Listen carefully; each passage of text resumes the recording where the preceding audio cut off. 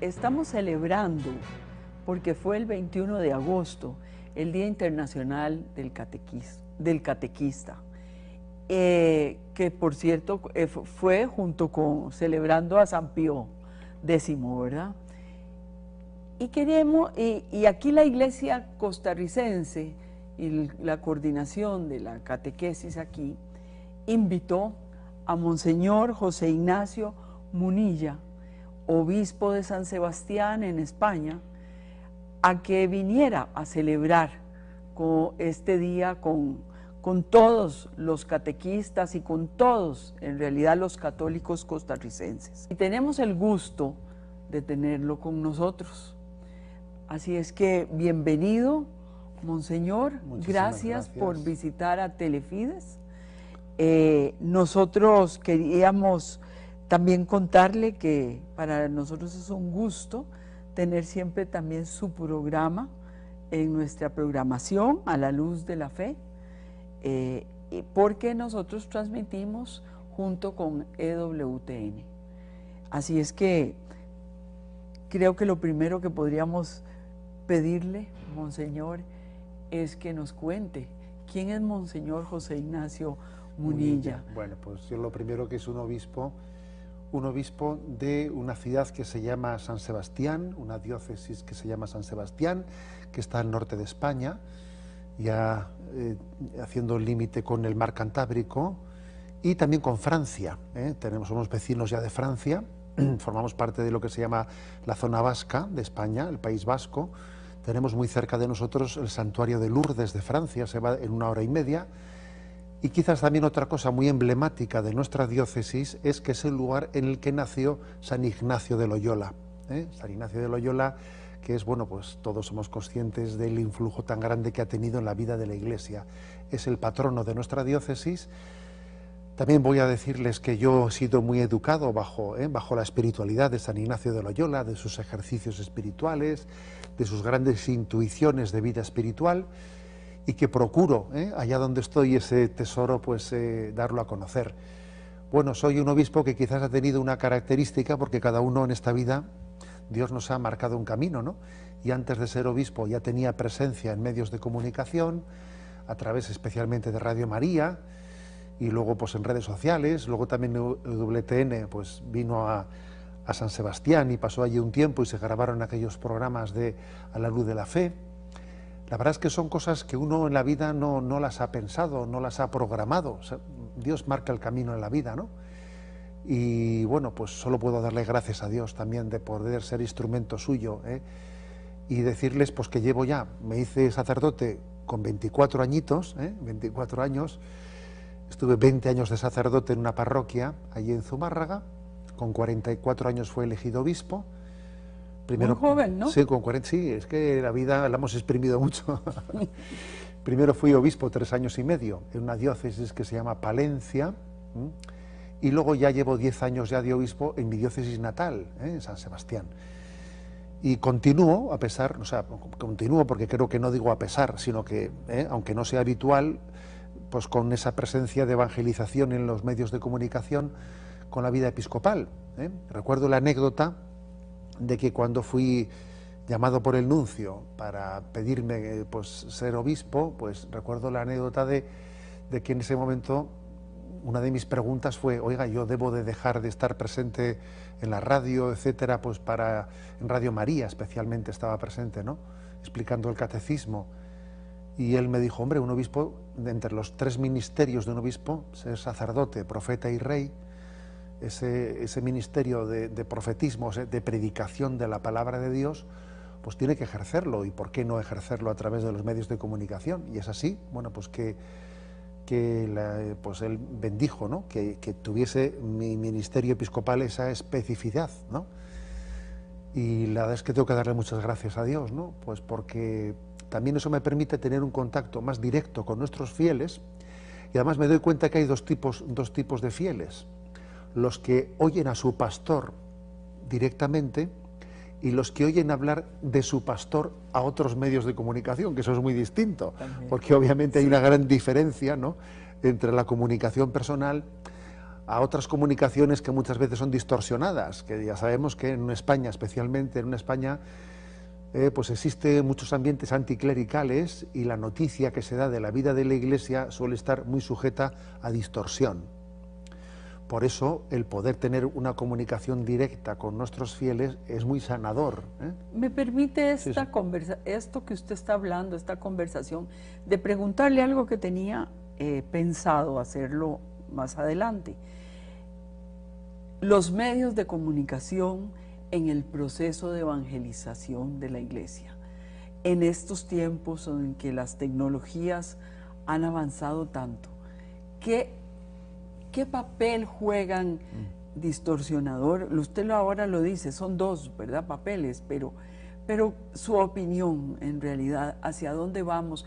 ¿Cómo la Iglesia debería utilizar los medios de comunicación para cumplir con su labor de evangelizador? A ver, el Evangelio es una gran noticia y la noticia hay que comunicarla. Así es. La noticia hay que comunicarla.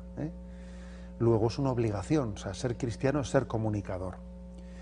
Yo, visitando la Tierra Santa, les voy a decir que he descubierto un pasaje de la vida de Jesús que me ha hecho entender también lo que es la importancia de la comunicación. Cuando después de 30 años de vida oculta, el Señor sale a comunicar y a dar a conocer su mensaje, ¿a dónde sale de Nazaret, desde Nazaret? ¿En qué lugar elige Él principalmente como el lugar en el que desarrolla su vida pública con especial intensidad?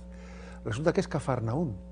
Cafarnaún es el lugar en el que uno ve los evangelios donde Él desarrolla más su predicación, más sus milagros, y entonces uno se da cuenta que Cafarnaún en tiempos de Jesús era el lugar del encuentro con el mundo. Era el lugar en el que pues, no únicamente había una presencia de familias tradicionales judías, sino en el que entraba todo el comercio desde Damasco, el lugar en que las legiones romanas tenían un puesto de seguridad para controlar. Era el lugar de paso, Cafarnaún, del encuentro entre el mundo judío y el mundo pagano. Entonces uno se da cuenta de que Jesús, su predicación la lleva a ese lugar fronterizo de encuentro con el mundo. Cuando vi aquello me acordé de las redes sociales, me acordé del mundo de la comunicación. Dije, es que este es el Cafarnaún de Jesús. Y bueno, pues obviamente, ¿no? A la hora de hacer ese discernimiento, porque es verdad que tenemos que discernir y pedir luz al Espíritu Santo para acertar, ¿no?, de qué modo hay que hacer las cosas. Yo creo que distingamos varias cosas. Yo igual distinguiría por lo menos cuatro aspectos. Por una parte, creo que la Iglesia necesita, por supuesto, presencia en los medios de comunicación, y necesitamos tener medios de comunicación específicamente, temáticamente religiosos, como es esta casa, y como son otros proyectos de evangelización, WTN, etcétera, en los que se hace una apuesta por una comunicación temática. También es importante que la Iglesia tenga medios propios de comunicación generalistas, no específicamente religiosos. Bueno, en España tenemos una radio que es Radio COPE, que es la segunda radio nacional. Radio Renascença también está en Portugal. Hay, dentro de la comunicación de la vida de la Iglesia, hay algunas radios y televisiones generalistas, no exclusivamente religiosas, que también son importantes. Luego está la presencia, digamos, en redes sociales. Gracias a Dios, yo creo que la Iglesia no ha llegado tarde a Internet, ni a redes sociales. No hemos llegado tarde. Y puedo decirles que soy el obispo responsable en la Conferencia Episcopal Española de este apartado de las redes sociales dentro de la Comisión de Medios de Comunicación. Procuro acompañar la presencia, ¿no?, de la evangelización en las redes sociales. Tenemos encuentros y veo que en redes sociales la Iglesia tiene una presencia que además yo creo que es un ejemplo de comunión, de integrar los carismas, de sumar y no de restar, ¿no?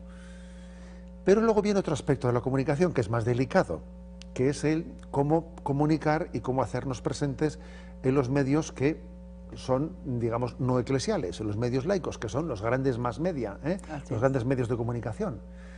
Y eso es un gran reto, porque también ahí hay que estar presente, ¿no? Y claro, ahí a uno no le dejan explicar el catecismo de la Iglesia Católica, para ser claros, ¿no? Ahí no se permite, ¿no?, ese género de expresión. Dentro de esos medios hay algunos que son, vamos, sin emitir ningún juicio por mi parte, sino que es evidente, son marcadísimamente anticlericales y además muy beligerantemente anticlericales, hacen gala de ello. En España eso es muy notorio.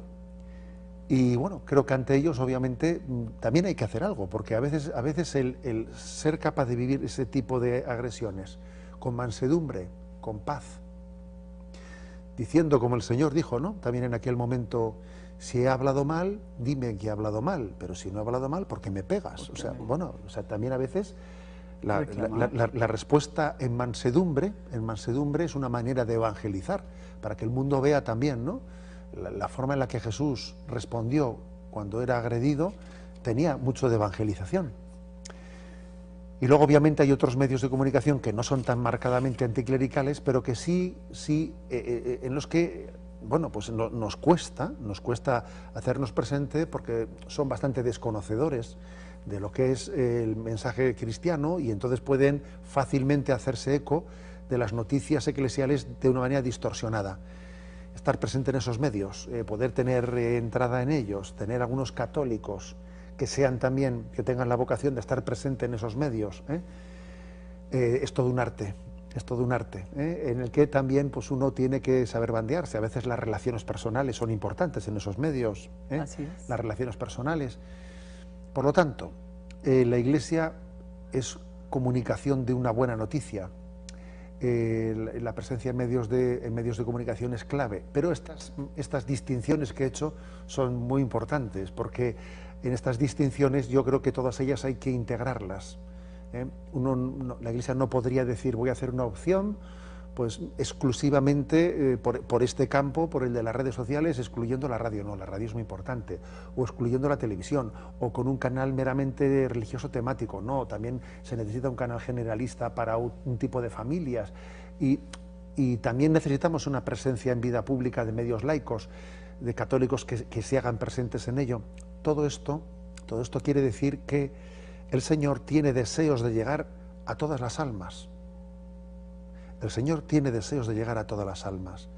Entonces, la presencia de la Iglesia tiene que ser sinfónica, sinfónica, no solo tocando el violín, no solo tocando el trombón. Toda la orquesta. Toda la orquesta. Toda la orquesta es necesaria para que al final pues podamos anunciar al mundo que Dios le ama, que Dios nos ama profundamente, que hay esperanza, y para transmitir esta gran noticia, bueno, pues sí, la Iglesia reza por los medios de comunicación, invierte esfuerzos grandes en los medios de comunicación y es consciente. Yo creo que tenemos una conciencia viva, ¿no?, de la importancia de esta apuesta. Muchas gracias de veras por esta explicación, porque nosotros estamos viviendo ahora, yo creo que en el mundo entero la Iglesia vive ataques muy fuertes en contra no solo de su mensaje, sino de sus sacerdotes y de sus fieles que son valientes y que están presentes siempre en la línea de la Iglesia. Y tenemos que entender que esos ataques vienen de diferentes lados y que debemos enfrentarlos, ¿verdad? Sí. Y que la Iglesia también nos tiene que tener y tiene una estrategia para enfrentar. Sí. Y hay que enfrentarlos.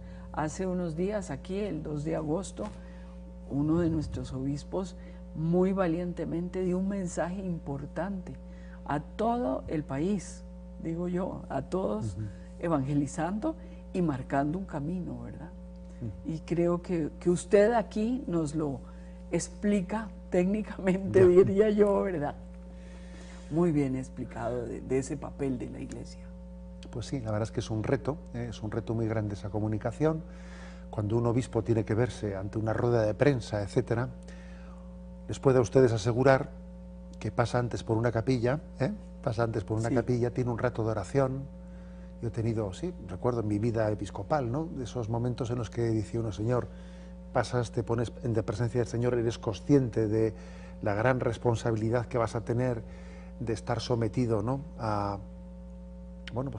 todo pues unos teleobjetivos que van a juzgar, algunos con una lupa, las palabras que digas, Y en esos momentos te encomiendas al Señor, pides la luz al Espíritu Santo, y puedo decir también que la Iglesia entera, como cuando Hechos de los Apóstoles no dice Pedro estaba en la cárcel y la Iglesia entera oraba por Pedro. Yo a veces también he tenido esa experiencia, ¿no? De que en momentos duros pues ves que el pueblo de Dios se toma en serio el orar por sus pastores y por esos grandes retos comunicativos que tenemos, ¿no? Pues no nos equivoquemos de enemigo, ¿eh? A ver, yo suelo decir esto mucho. Nuestro enemigo Satanás y sus ángeles, ¿no? Nuestro enemigo no es un medio de comunicación, nuestro enemigo no es un político. No, esto es muy importante y muy liberador, ¿eh? Y muy liberador. A mí por lo menos me libera mucho pensar esto. No me equivoco, no debo de equivocarme de enemigo. Nuestro enemigo es Satanás y es contra él, ¿no? Contra el que va nuestra estrategia. Y bueno, es posible que haya personas, ¿eh?, que las podamos percibir en un primer momento como beligerantes contra nosotros, pero tienen que ser amadas. Tenemos que ver con misericordia también las actitudes que puedan tener, porque no son ellos los digamos, ante quienes combatimos. La Iglesia es profundamente odiada por Satanás. La Iglesia es profundamente odiada por Satanás porque él sabe que es portadora de un mensaje de salvación, y a Satanás le encantaría, ¿no?, que la Iglesia se destruyese, que perdiese la capacidad, ¿no?, de transmitir su esperanza al mundo. Satanás se frota las manos, ¿no?, pues cuando consigue que en el seno de la Iglesia ocurra cualquier escándalo que pueda limitar la capacidad evangelizadora de la Iglesia.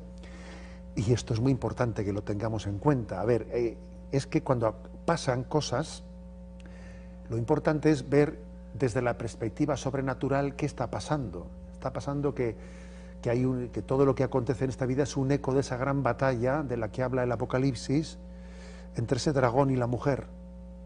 Esa mujer que es imagen de María, es imagen también de la Iglesia. Y estos acontecimientos que acontecen aquí, no sé si somos suficientemente conscientes que son un eco de esa gran batalla.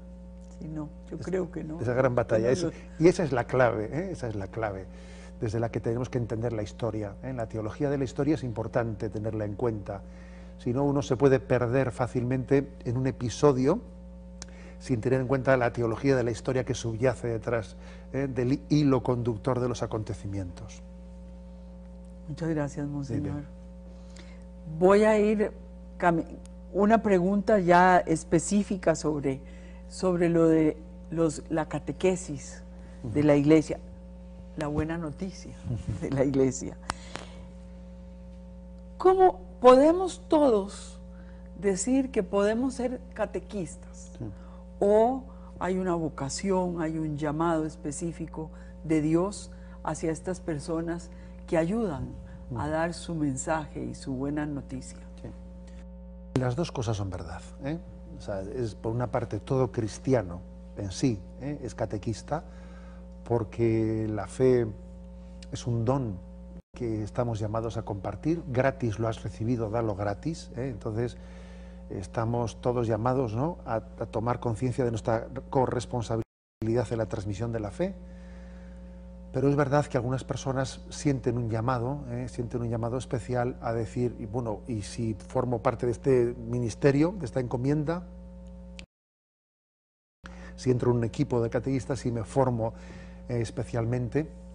En esta visita a Costa Rica voy a decirles que me ha impresionado mucho el Encuentro Nacional de Catequistas en el que he participado, porque les voy a decir que no es tan fácil, en España mismo, por mucho que ustedes sean un país pequeño, en España no somos capaces de tener ese número tan grande de catequistas en un encuentro como el que vivimos el domingo pasado, ¿no? Me ha impresionado profundamente eso. Y quiero decir que eso, aunque también aquí soplen aires de secularización, pues me ha impresionado el hecho de que sean ustedes una iglesia viva en la que se ha cuidado tanto el ministerio catequético, porque la maravilla de la Iglesia es que es capaz de explicar los misterios de Dios a los sencillos y a los pequeños. Un elemento de discernimiento para ver cuando algo es católico es que se pueda decir, se pueda explicar. El Evangelio tiene la capacidad de ser perfectamente adecuado en su lenguaje para un catedrático de filosofía que para un niño. ¿Cómo es posible que haya un lenguaje capaz de ser entendido por los más intelectuales y por los más sencillos? Eso solo lo hace la palabra de Dios. Eso es imposible que acontezca en ningún otro género de expresión, ¿no? Bueno, pues con la catequesis pasa lo mismo. La Iglesia tiene la capacidad de transmitir el lenguaje de la revelación en todos los niveles y de transmitir ese gran depósito pues a los matrimonios y a los profesores de religión y a los jóvenes, a los adolescentes, a los niños. Esa capacidad catequética, maternal, pedagógica de la Iglesia de hablar al lenguaje de quien está delante nuestro, eso forma parte de esas entrañas maternas que tiene la Iglesia, que como ama, al amar a una persona, se produce en nosotros una especie de transmutación que te adapta a la persona a la que te diriges, ¿eh? Esto es curioso. Cuando uno ama, se adapta. Por ejemplo, cuando uno tiene unos niños pequeños delante suyo, se ve haciendo cosas, ¿eh? Se convierte en niño para comunicarse a los niños, y eso es un pequeño milagro, ¿eh? Milagro de que Dios nos pone en sintonía de transmisión, de comunicación. Eso es un poco un catequista, ¿eh? Un catequista es recibir el lenguaje de la revelación y entrar, ¿no?, en esa dimensión con un niño, con un adolescente, con el que conecta, se sabe amado, y siente esa paternidad y maternidad de la Iglesia, que es capaz de comunicarle el mensaje revelado, ¿no? Eso es maravilloso, ¿eh? Es maravilloso. Y bueno, y creo que lo habéis cuidado, que CENACAT especialmente, ¿no? Pues este organismo ha cuidado especialmente este ministerio catequético, y en España se dice esa expresión, me quito el sombrero, se dice, ¿no? Sí, me quito el sombrero, como diciendo, me admira, ¿no? Me admira cómo habéis cuidado este aspecto. Tiene que tener un catequista, digamos, características específicas. Bueno, ¿O las va desarrollando? Se va desarrollando. Yo, eso es una de las frases de San Agustín, que más suelo repetir yo, es que Dios no llama a los capacitados, sino que capacita a los que llama. Esa expresión de San Agustín es aplicable a muchos aspectos de la vida, ¿no?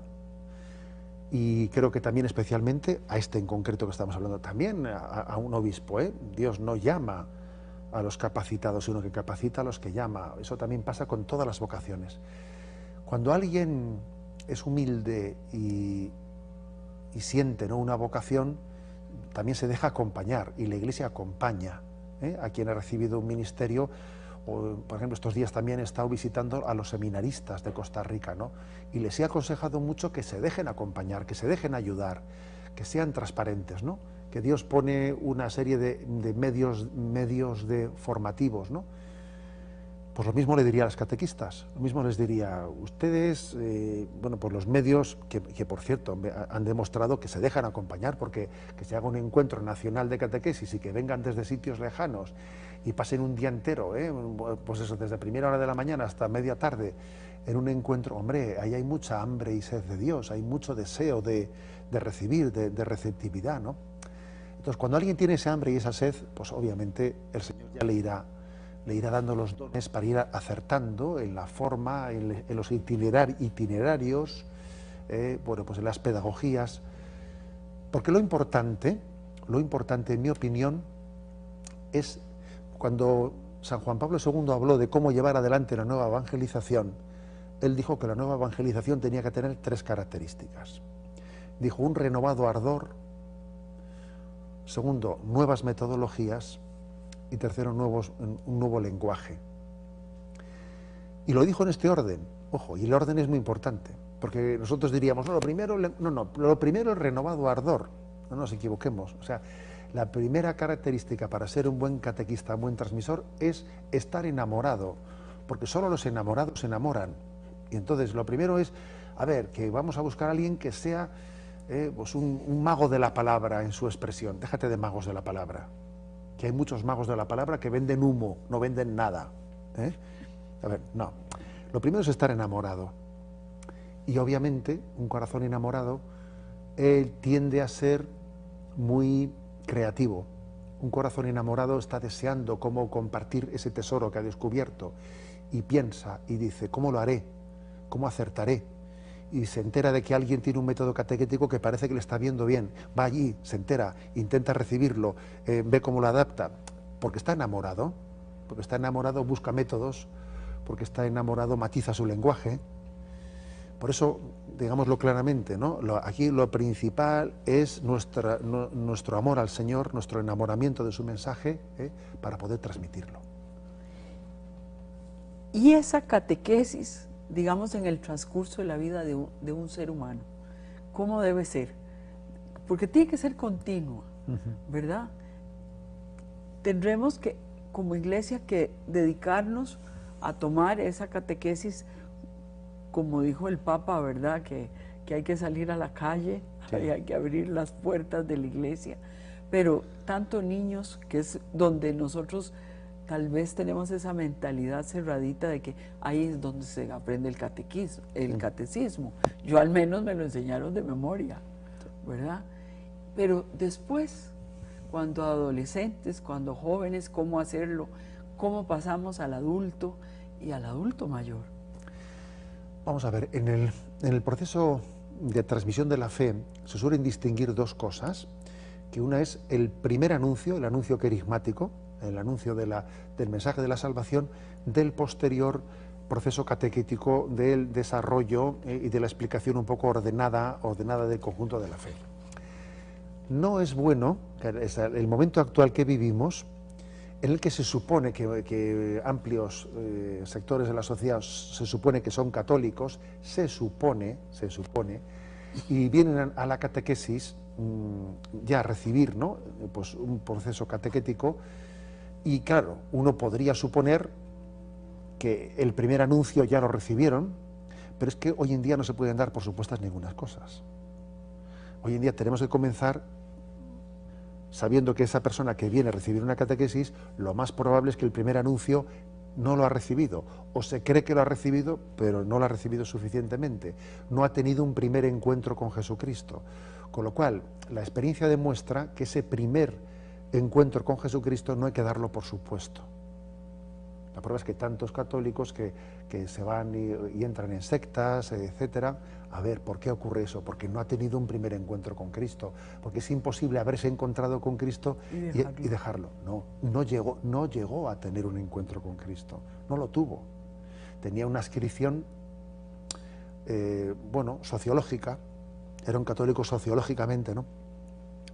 Si me permite un pequeño ejemplo, que en una ocasión, sí, claro, me pusieron este ejemplo y me pareció muy gráfico. El ejemplo es el siguiente, ¿no? En el mundo anglosajón pues existe ese deporte de la cacería del zorro, ¿no? Y bueno, pues todos sabemos lo que es la cacería del zorro, cuando el zorro es liberado y se tarda pues eso, ¿no? unos segundos, un minuto en soltar la jauría de los perros para que vayan detrás de ese zorro, y entonces comienza la persecución.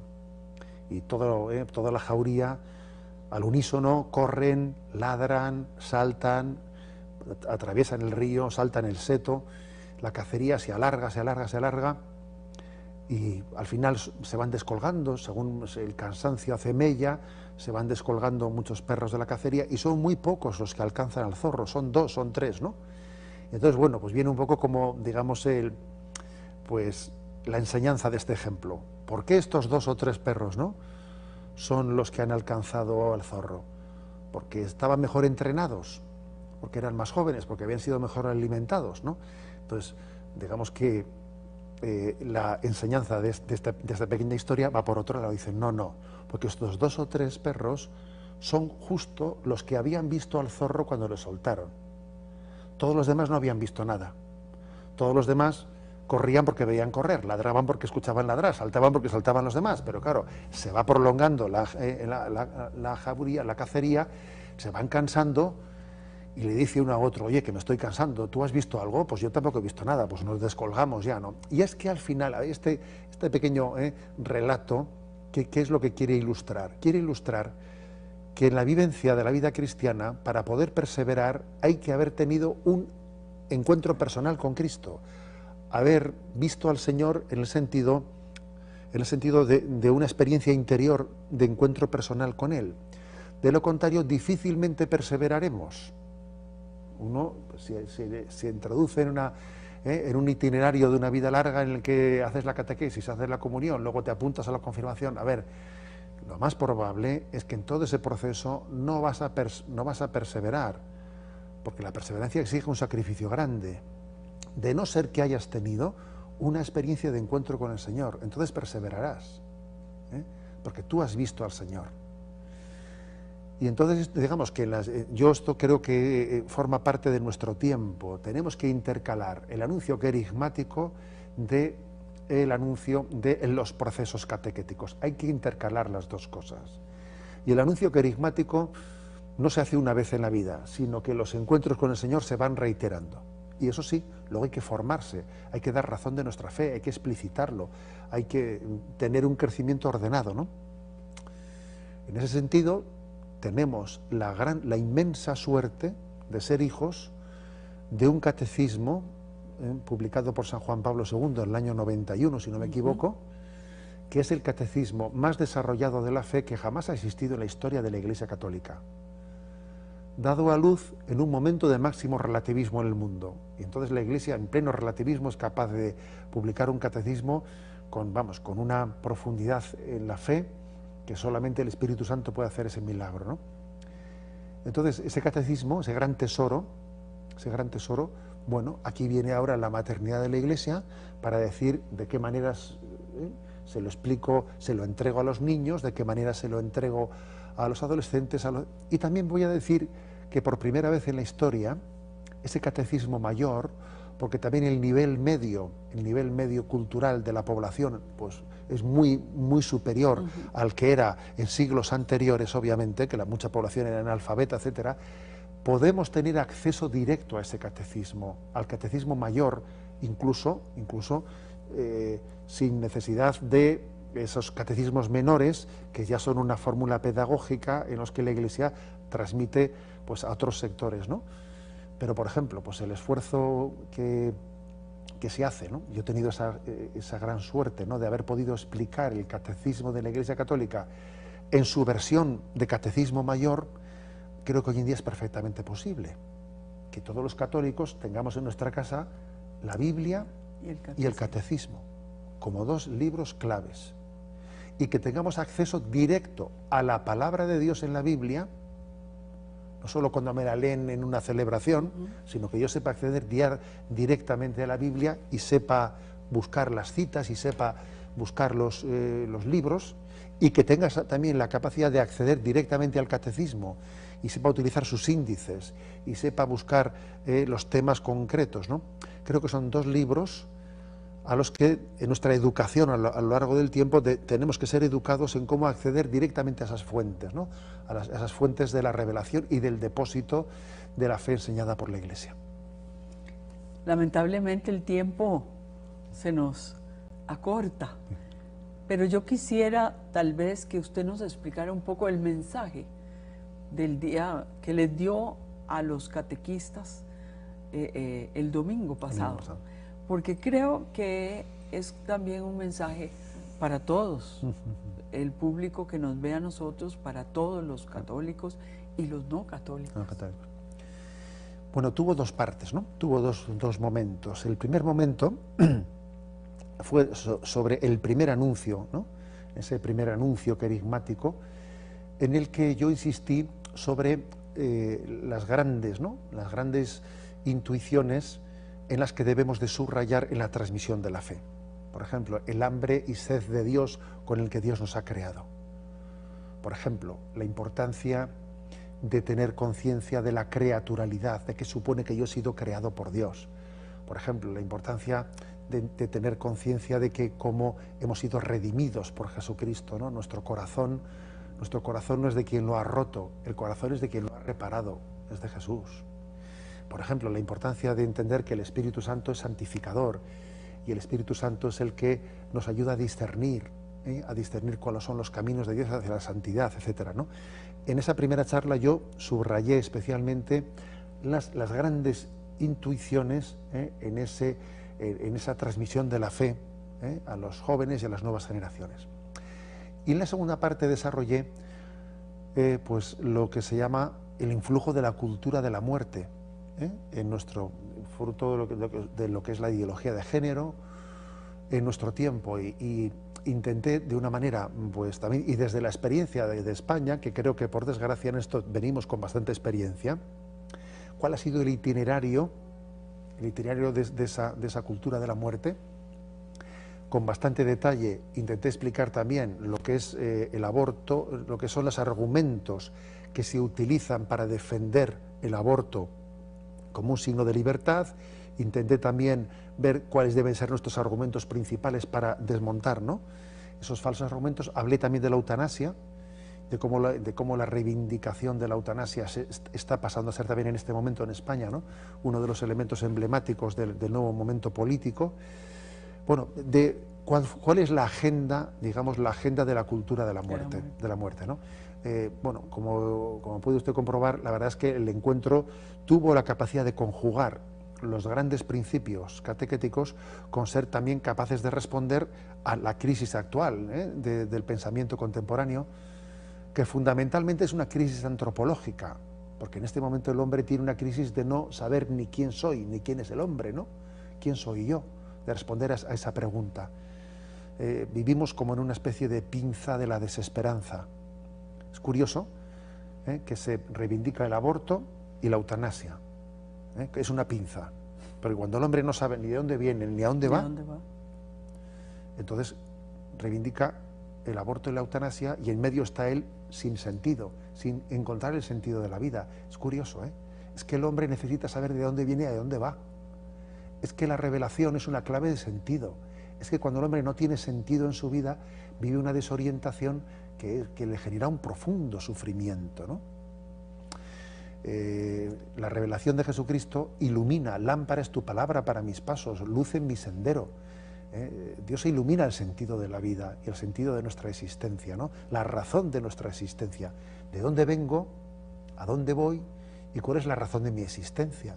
Es que si alguien no es capaz de responder a esas preguntas, es imposible que dé lo mejor de sí mismo. Uno no puede dar, como se dice, no hay que darlo todo, ya, pero para poder darlo todo, tu vida tiene que tener un sentido. Al hombre y a la mujer de nuestros días no se le puede pedir darse, ¿no?, darlo todo, cuando no se le ha explicado el sentido de la existencia. Y no sabe de dónde viene. Claro. Que es un ser a imagen y semejanza de Dios. Por eso es tan importante, ¿no? Nuestro mundo necesita la explicación del sentido. La mayor pobreza es la carencia de sentido. La mayor pobreza es no entender qué sentido tiene la existencia. Entonces, la mayor caridad que podemos hacer al mundo es explicarle la razón de la existencia, ¿no? Tu vida tiene sentido. Tú has venido aquí porque has sido amado por Dios. Tu existencia nace de un amor de Dios que te ha dado a luz. Y que alguien descubra eso, se le abre el universo, se le abre la existencia, ¿no?